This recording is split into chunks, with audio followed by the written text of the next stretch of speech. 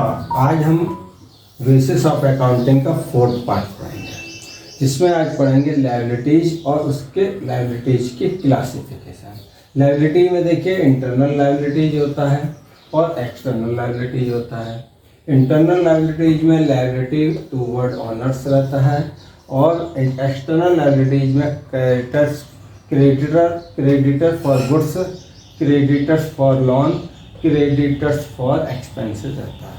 इसमें देखिए क्या होता है, सबसे पहले आप समझ लीजिए लायबिलिटी। लायबिलिटी क्या रहता है, पीछे भी वीडियो में हमने पढ़ा था। जब हमारे बिजनेस की तरफ से एक ऑब्लिगेशन होता है, लायबिलिटी होता है कि हमें अपने बिजनेस से अदर फर्म को, अदर पर्सन को अमाउंट पेड करना है। अमाउंट वह गुड्स के लिए भी हो सकता है, लोन के लिए भी हो सकता है, या किसी आउटस्टैंडिंग एक्सपेंसेस के लिए भी हो सकता है।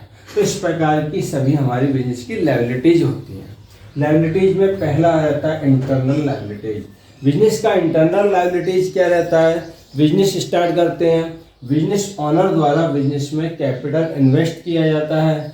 बिजनेस का ऑनर और बिजनेस दोनों अदर होते हैं। बिजनेस का ऑनर बिजनेस से अलग होता है, इसलिए बिजनेस जो ऑनर से कैपिटल के रूप में अमाउंट एक्सेप्ट करता है वह बिजनेस के लिए इन फ्यूचर रिटर्न करने का एक ऑब्लिगेशन है। इसलिए बिजनेस वह इंटरनल लायबिलिटी के रूप में अपने यहाँ इसको रिकॉर्ड करता है, इसमें कैपिटल आता है। यानी फर्म द्वारा जो भी ऑनर से अमाउंट या इन्वेस्टमेंट एक्सेप्ट किया गया है वह फर्म इन फ्यूचर ऑनर को रिटर्न करेगा, वह हमारा कैपिटल बिजनेस का इंटरनल लायबिलिटी होगा। एक्सटर्नल लायबिलिटीज में क्रेडिटर्स फॉर गुड्स होता है।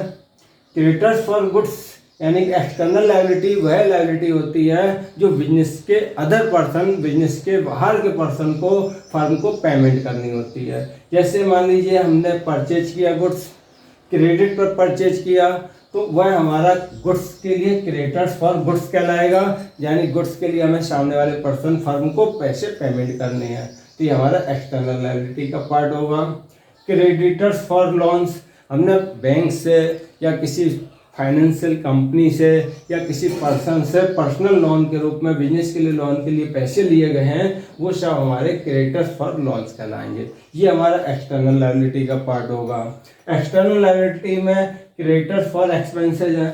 बिजनेस के एक्सपेंसेज होते हैं, उस एक्सपेंसेज को किसी कारण से हम टाइम पर पेड नहीं कर पाते हैं, इन फ्यूचर पेमेंट करते हैं, तो वो हमारे सभी क्रेडिटर्स फॉर एक्सपेंसेज हमारी लायबिलिटी हो जाते हैं, जो हमारे एक्सटर्नल लायबिलिटी में आते हैं। जैसे आउटस्टैंडिंग सैलरी हुआ, आउटस्टैंडिंग रेंट है, आउटस्टैंडिंग इंश्योरेंस प्रीमियम है, आउटस्टैंडिंग अदर एक्सपेंसेज ऑफिस के हो सकते हैं, तो सभी हमारे क्रेडिटर्स फॉर एक्सपेंसेज कहलाते हैं। तो इस प्रकार ये आपके दिए हुए हैं, ठीक है। तो ये आपका लायबिलिटी वाला पूरा पार्ट रहता है।